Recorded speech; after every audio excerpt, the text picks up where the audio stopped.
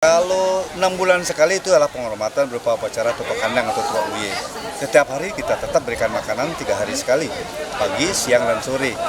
Tentunya ukuran atau makanan nutrisi yang kita berikan itu terukur, tidak sembarang, semuanya atas analisa, atas petunjuk dari Fakultas Kedokteran Hewan Universitas Udayana. Jadi kita terus bekerja sama untuk kontrol masalah makanan dan kesehatan dari monyet itu sendiri.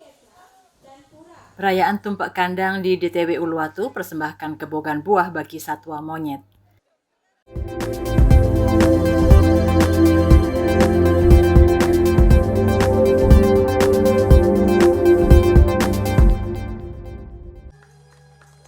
Perayaan Tumpek Kandang kembali dilaksanakan di kawasan daya tarik wisata DTW Uluwatu Sabtu 7 Februari 2026 sebagai bagian dari tradisi keagamaan yang rutin digelar setiap 6 bulan sekali.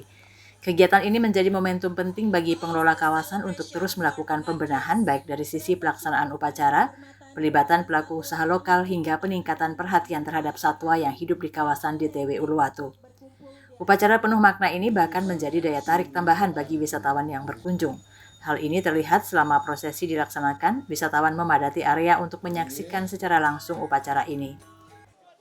Dalam pelaksanaannya, pengelola DTW Uluwatu terus meningkatkan kualitas persembahan, salah satunya melalui kebogan yang digunakan dalam upacara. Persembahan tersebut tidak hanya memiliki makna religius, tetapi juga dimanfaatkan sebagai media untuk melibatkan pelaku UMKM serta distributor yang selama ini memberikan dukungan terhadap pengelolaan kawasan wisata. Tujuan utama dari pelaksanaan Tumpek Kandang ini adalah sebagai bentuk rasa syukur dan upaya pelestarian satwa.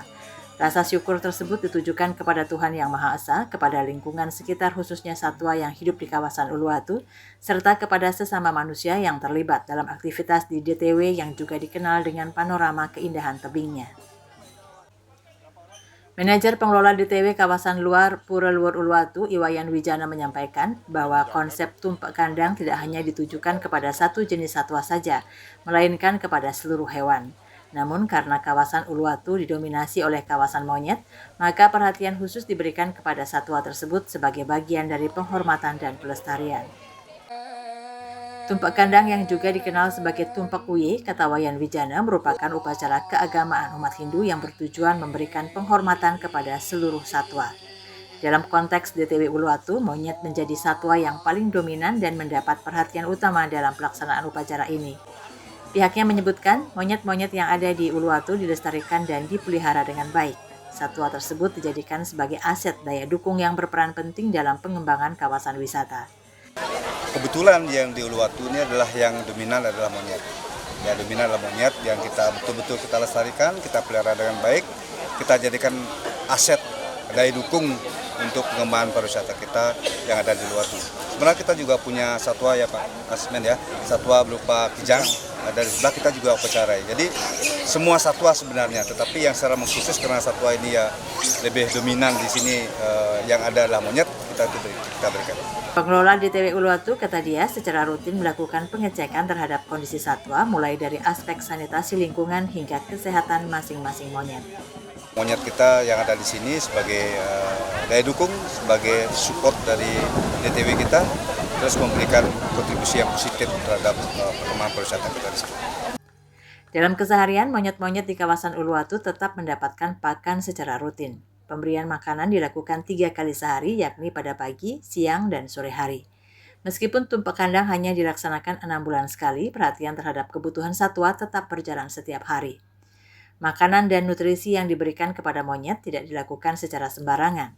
Seluruh jenis pakan telah melalui analisa dan disesuaikan dengan rekomendasi dari Fakultas Kedokteran Hewan Universitas Udayana. Kerjasama ini dilakukan untuk memastikan asupan nutrisi yang diberikan sesuai dengan kebutuhan kesehatan satwa. Wijana juga menyebutkan alokasi anggaran terbesar dalam pengelolaan kawasan salah satunya digunakan untuk kebutuhan makanan monyet. Hal tersebut dilakukan untuk memastikan rasa aman dan nyaman baik bagi satwa maupun bagi pengunjung yang datang ke kawasan wisata. Selain pemberian pakan, monyet-monyet di Uluwatu juga mendapatkan perawatan kesehatan secara berkala. Dalam kurun waktu 3 hingga 6 bulan dilakukan pemeriksaan kesehatan menyeluruh termasuk pemotongan taring dan pengecekan kondisi fisik untuk mencegah potensi penyakit. Pengelola memastikan seluruh proses perawatan dilakukan secara terukur dan sesuai dengan standar kesehatan satwa.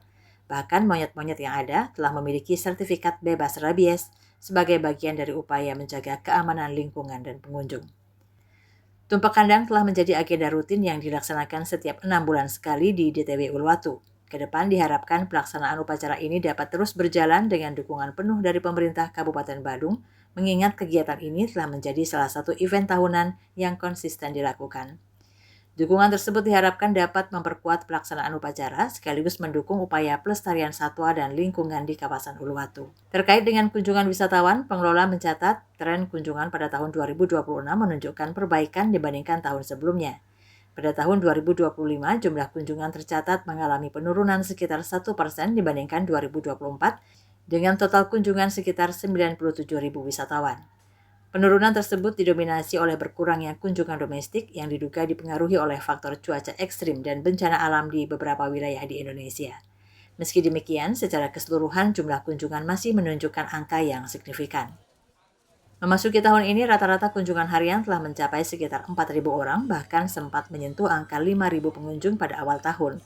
Kondisi tersebut dipengaruhi oleh nuansa liburan dan perayaan tahun baru yang turut mendukung peningkatan jumlah wisatawan.